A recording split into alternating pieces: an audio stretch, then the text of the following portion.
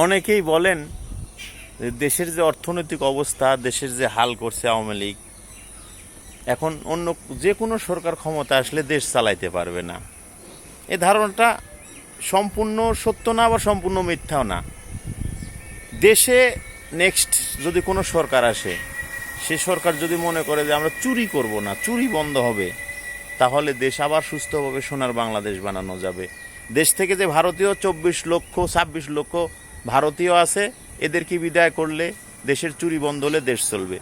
আর last কথা সেটা হচ্ছে যে বেশি লোক না, কালকে যেমন 4টে এমপি মিলে মালয়েশিয়ার এম্বাসি খুলে 24,000 কোটি টাকা মেরে দিছে।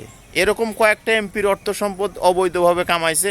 এরকম 100টা এমপির যদি হারিকেন ধরা দেয়া যায় হাতে, তাহলে দেশ আবার সুস্থভাবে চালানো যাবে তাদের টাকা দিয়ে।